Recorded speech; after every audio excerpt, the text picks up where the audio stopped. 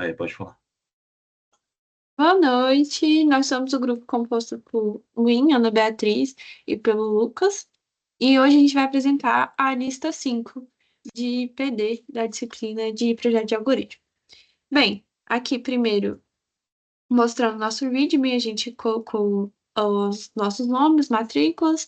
Já já a gente vai subir esse vídeo e vai ser clicável por aqui. Aqui tem os prints das questões, a questão 1 e a questão 2. 3 e 4. A gente fez uma breve manualzinho rapidinho de como funciona. E aqui embaixo, para facilitar, a gente fez uma tabela contando com a questão, a solução e o nível de dificuldade. Eu vou começar explicando a questão 1, que basicamente a gente fez um código de wait interval scheduling. E, bem, essa primeira questão. Ela, ela quer maximizar o lucro, né? O objetivo dela é selecionar um subconjunto de trabalhos que não se sobrepõe no tempo, né? O fim, o fim de uma não pode, o fim de uma tem que coincidir com o início da outra, né? Elas não podem estar uma em cima da outra e que maximize o lucro total. É um problema clássico para usar o, o algoritmo. Deixa eu explicar aqui, cadê? Agora, passando aqui para o código em si.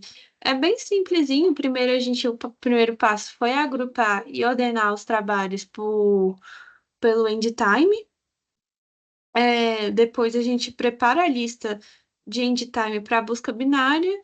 Aí, depois, a gente faz a programação dinâmica, né, com esse len jobs.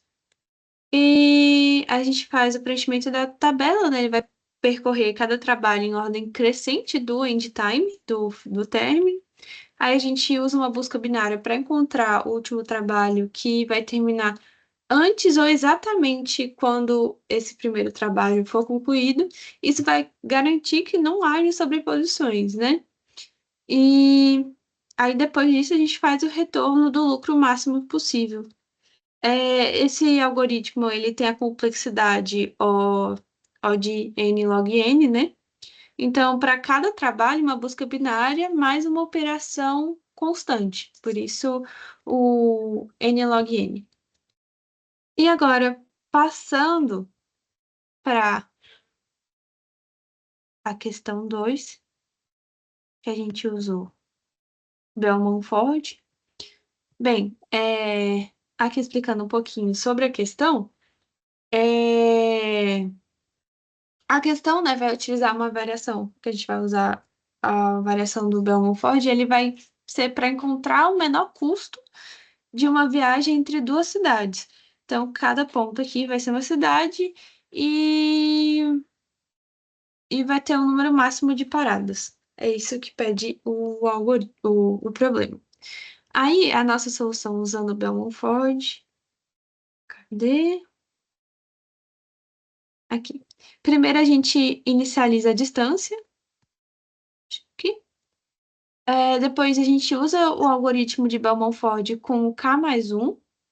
Interações, né, que cai o número máximo.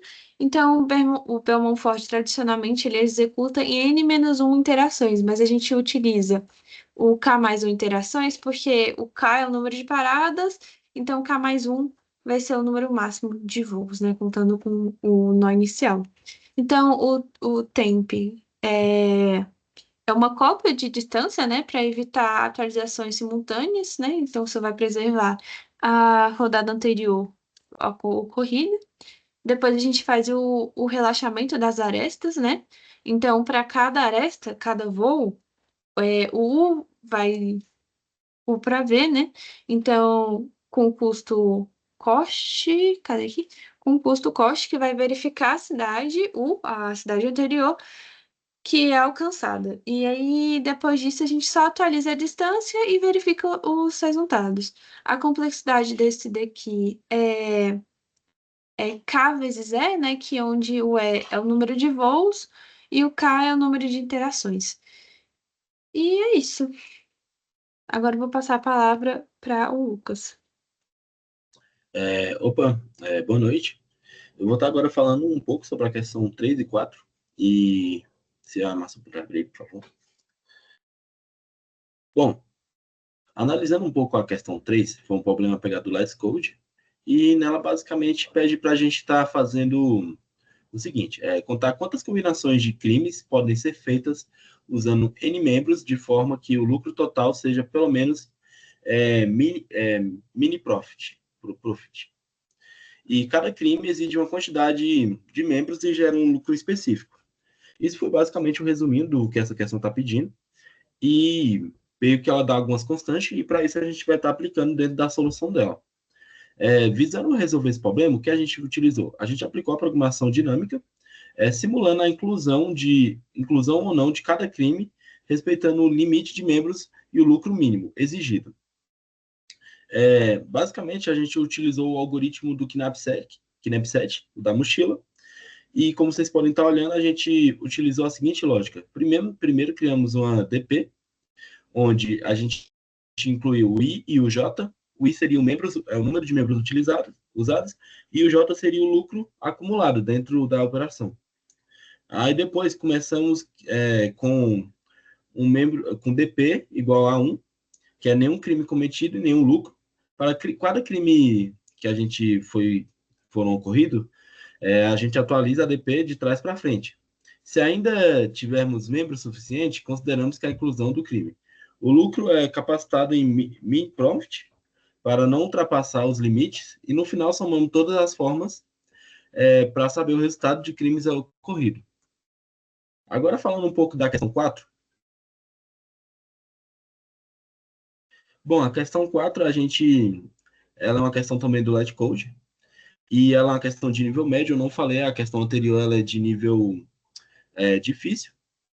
E basicamente essa questão 4 a gente quer determinar o número mínimo de operações, inserir, deletar ou substituir caractere, necessárias para transformar um string Word 1 para o Word 2 na string.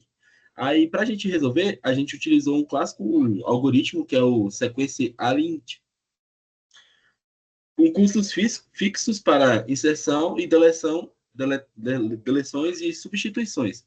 Se a Márcia puder estar mostrando aí. A lógica do algoritmo basicamente é o seguinte. Visando calcular a distância entre duas strings, a gente criou uma tabela, também chamada DP, onde o I é igual ao número de caracteres considerando o Word 1 e o J é o número de caracteres considerando o Word 2. Aí, com base nisso, a gente alinha a string com string vazia, apenas inserções ou deleções, para cada posição I e J. Aí a gente leva em consideração as seguintes condições que podem ocorrer. Se os caracteres são iguais, custo zero. Aí copia na diagonal. É a mesma lógica do alias, aquela questão do gap e do mismap. Se são diferentes, a gente coloca o custo que tem um custo 1, mínimo, entre inserção, remoção ou substituição. Aí lembrando, a inserção sempre vai ser à esquerda, a remoção acima e a substituição vai ser na diagonal, como a gente especificou aqui no código. E para isso a gente utiliza o, a otimização de espaço, que é apenas duas linhas, pois as linhas atual só depende do anterior. E basicamente foi essa solução que a gente aplicou, ela foi uma solução boa. E com isso a gente conclui a última lista, que é a lista 5. E é isso. Muito obrigado e uma boa noite. Para que